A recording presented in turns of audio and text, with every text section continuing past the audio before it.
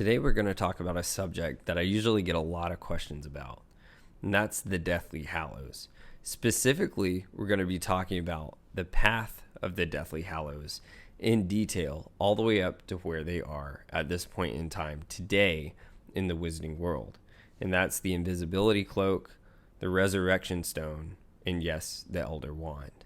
Let's start where it all began, at the Tale of Three Brothers. The Tale of Three Brothers involves the three Peveril brothers that cheated death to receive three gifts. The tale goes, there were once three brothers who were traveling along a lonely, winding road at twilight. In time, the brothers reached a river, too deep to wade through and too dangerous to swim across. However, these brothers were learned in the magical arts, and so they simply waved their wands and made a bridge appear across the treacherous water.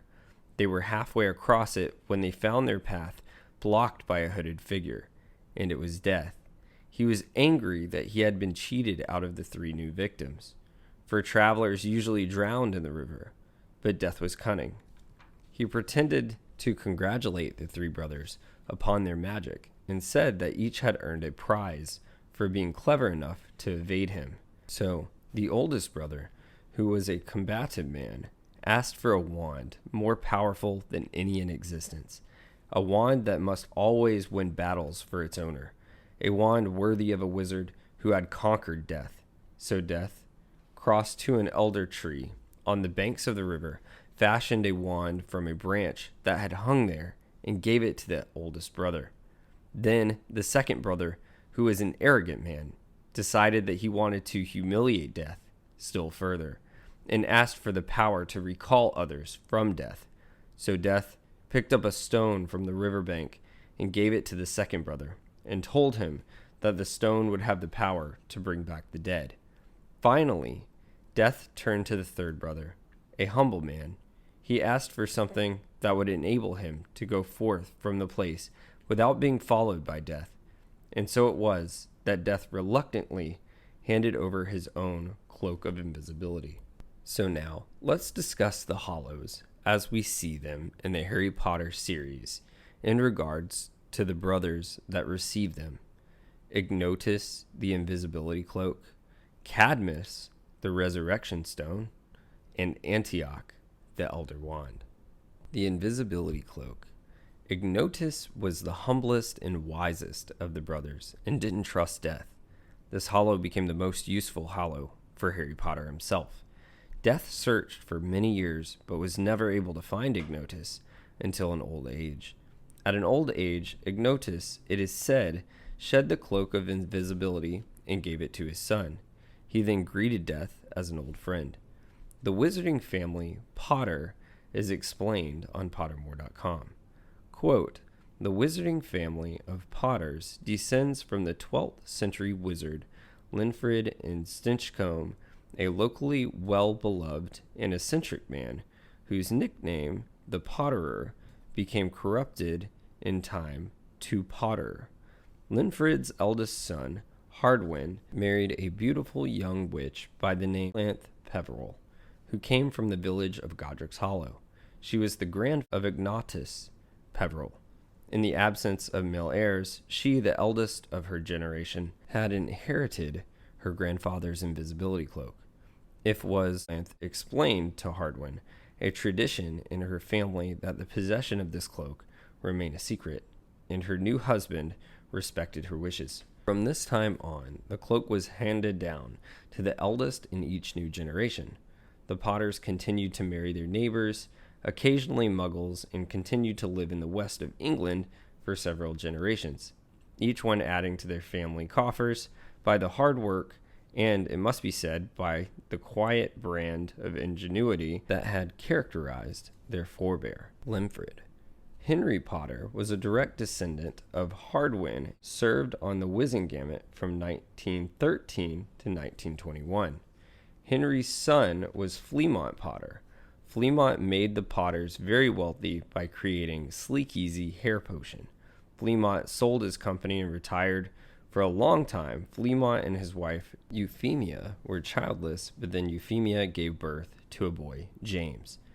Fleamont and Euphemia saw James marry Lily Evans, but they died before meeting their grandson Harry Potter. The couple died of dragonpox at an old age, and James Potter inherited the cloak. James and Lily Evans were killed by Voldemort, and the Cloak of Invisibility was kept safe for years, until Dumbledore gave it as a Christmas gift to Harry Potter. Quote, his next present also contained candy, a large box of chocolate frogs from Hermione. This only left one parcel. Harry picked it up and felt it. It was very light. He unwrapped it. Something fluid and silvery gray went slithering to the floor where it lay in gleaming folds. Ron gasped. I've heard of those, he said in a hushed voice, dropping the box of every flavored beans he'd gotten from Hermione. If that's what I think it is, they're really rare and really valuable. What is it? Harry picked the shiny, silvery cloth off the floor. It was strange to the touch, like water woven into material. It's an invisibility cloak, said Ron, a look of awe on his face. I'm sure it is. Try it on. Harry threw the cloak around his shoulders, and Ron gave a yell. It is! Look down. Harry looked down at his feet, but they were gone. He dashed to the mirror. Sure enough, his reflection looked back at him, just his head suspended in midair, his body completely invisible. He pulled the cloak over his head, and his reflection vanished completely. There's a note, said Ron, suddenly. A note fell out of it. Harry pulled off the cloak and seized the letter. Written in narrow, loopy writing he had never seen before were the following words. Your father left this in my possession before he died. It is time it was returned to you. Use it well. A very Merry Christmas to you. There was no signature. Harry stared at the note. Ron was admiring the cloak. I'd give anything for one of these, he said. Anything? What's the matter? Nothing, said Harry. He felt very strange. Who had sent the cloak? Had it really once belonged to his father? This shows how the invisibility cloak was passed down all the way to Harry. Dumbledore explains the origins of the cloak to Harry. Quote, the cloak, as you know now, traveled down through the ages, father to son, mother to daughter, right down to Ignatus's last living descendant, who was born as Ignatus was in the village of Godric's Hollow. End quote.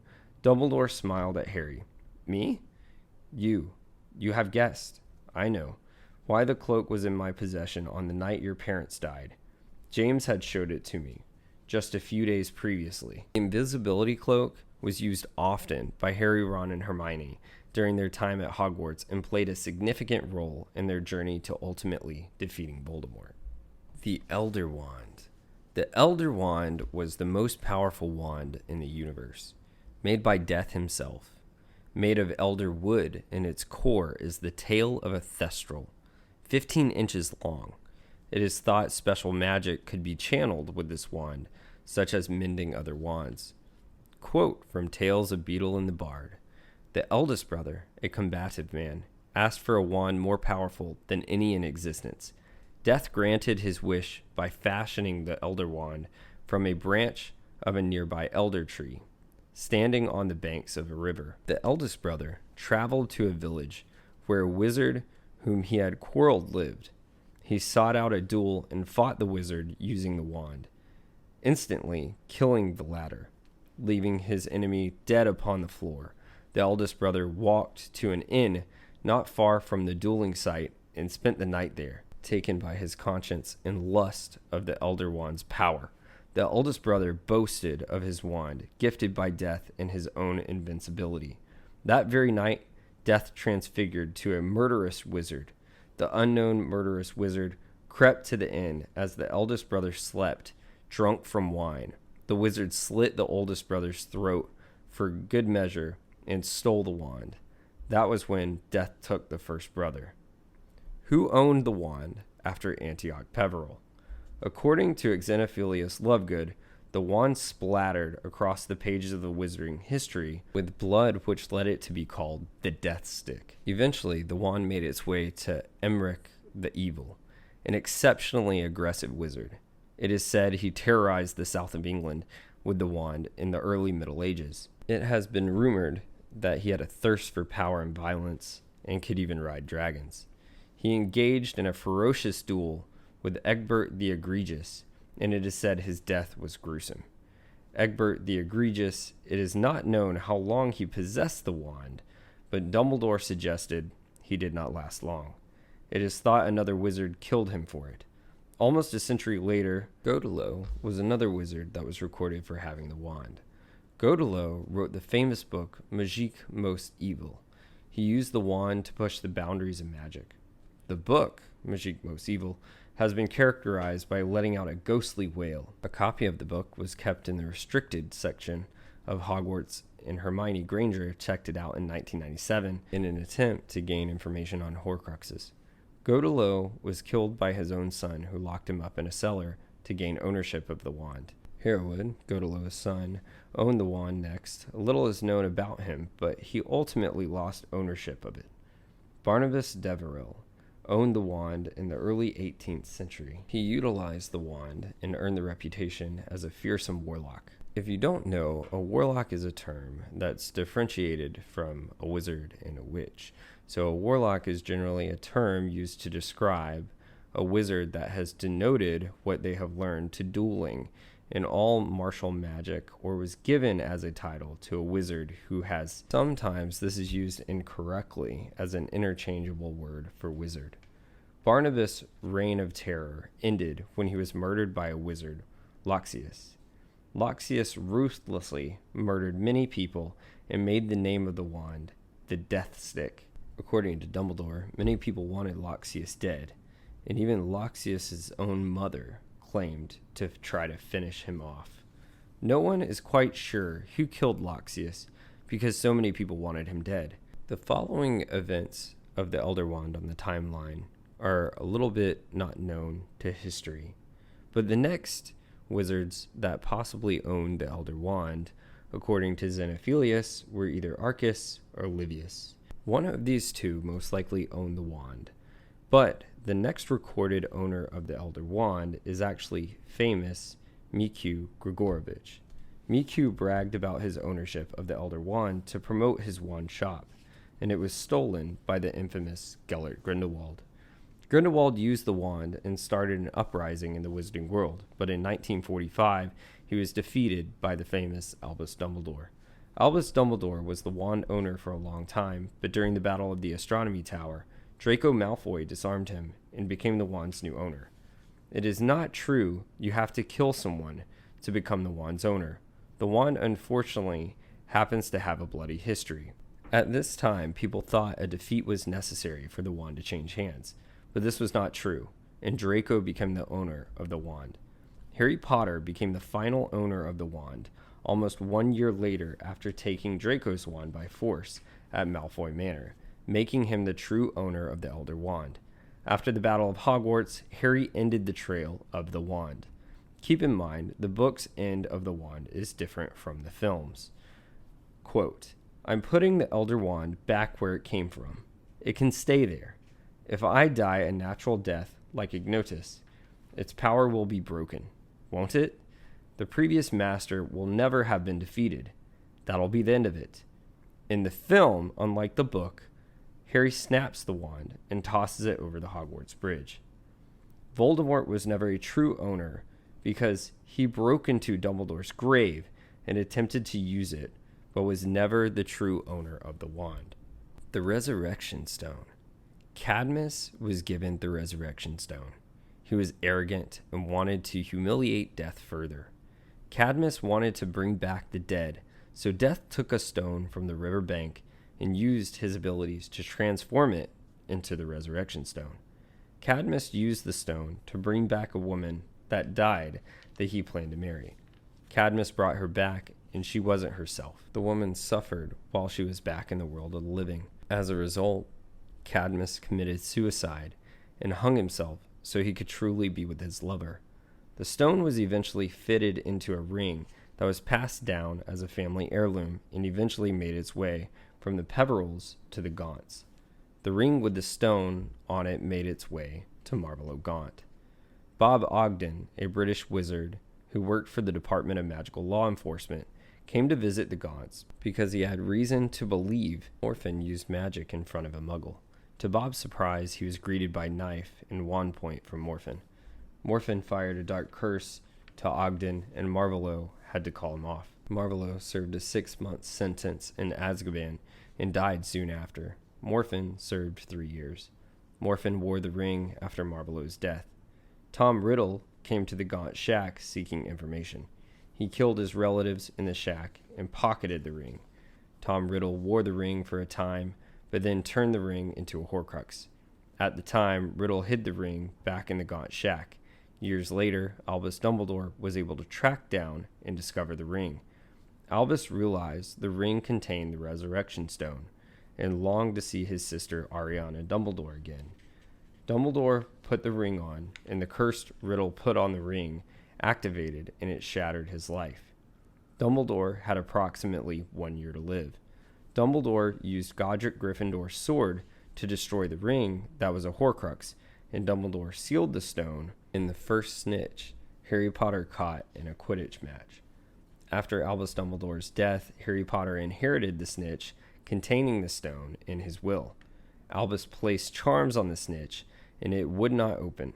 The snitch contained the words, quote, "I open at the close," end quote. Harry decided that he would reveal himself to Voldemort and make the ultimate sacrifice. The snitch opened, and the Resurrection Stone was revealed. Harry was joined by the spirits of his deceased loved ones. It has been expressed the shades of spirits are more than ghosts, transparent.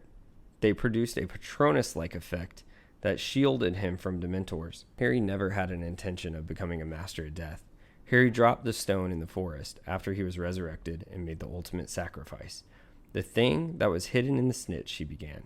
I dropped it in the forest. I don't know exactly where, but I'm not going to go looking for it again. Do you agree? My dear boy, I do, said Dumbledore, while his fellow pictures looked confused and curious. A wise and courageous decision, but no less than I would have expected of you. Does anyone else know where it fell? No one, said Harry, and Dumbledore nodded his satisfaction. J.K. Rowling was in an interview and was asked if the stone would ever be found. Quote, I think not.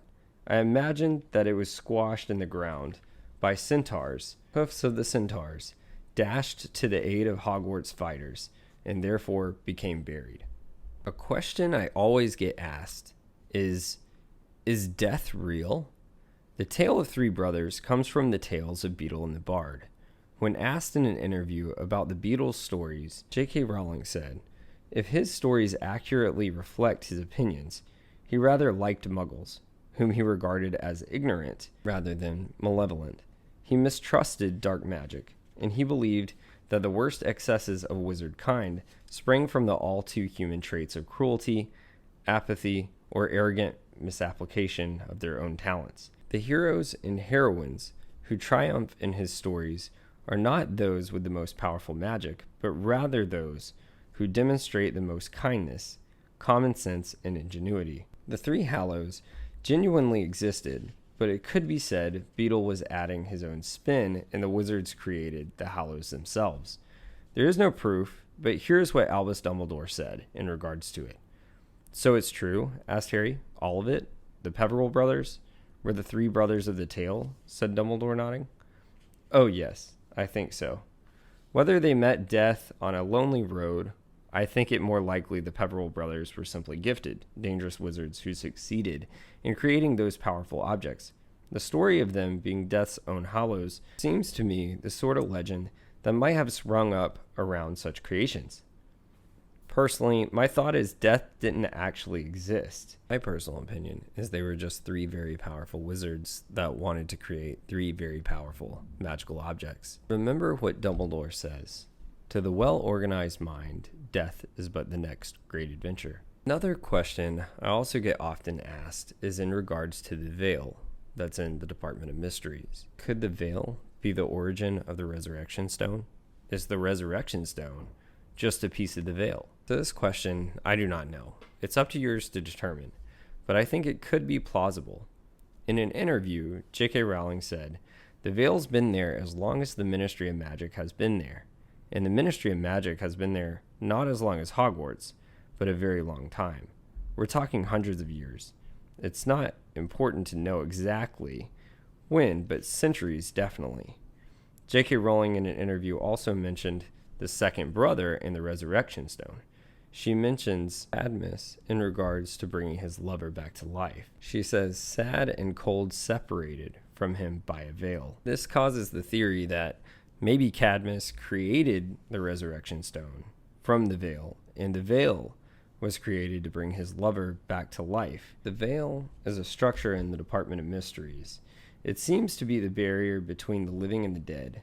One cannot travel between the two worlds. Unspeakables actually used to study this closely.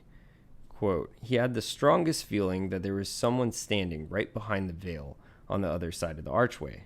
Gripping his wand very tightly, he edged around the dais, but there was nobody there. All that could be seen was the other side of the tattered black veil. Sirius Black, in a duel with Bellatrix Lestrange, fell through this veil and was killed. It is not positive that Bellatrix killed Sirius. In the book, Bellatrix does not use the killing curse when he is pushed through the veil, unlike the film. The veil could have been Sirius's cause of death, being it's a one-way trip. When Harry decided to make the ultimate sacrifice and carried with him the Resurrection Stone, Sirius actually appeared. Quote, they were neither ghosts nor truly flesh. He could see that. They resembled most closely the riddle that had escaped from the diary so long ago. He had been a memory made nearly solid, less substantial than living bodies, but much more like ghosts. They moved toward him, and on each face there was the same loving smile. James was exactly the same height as Harry. He was wearing clothes which he dyed, and his hair was untidied, ruffled, and his glasses were a little lopsided, like Mr. Weasley's. Sirius was tall and handsome, and younger by far than Harry had seen him in life. He loped with an easy grace, his hands in his pockets and grin on his face. Lupin was younger too, and much less shabby, and his hair was thicker and darker. He looked happy to be back in this familiar place, scene of so many adolescent wanderings. Lily's smile was wildest of all. She pushed her hair back, so she drew closer to him, and her green eyes, so like his, searched his face hungrily, as though she would never be able to look at him enough. It seems the stone only appears to bring people back as shades of themselves, just like Cadmus's case with his lover. The chamber in the Department of Mysteries studied love, space, time, and death. It is thought that being so old, the Resurrection Stone could be a piece of the veil, and it is possible could be created by Cadmus himself.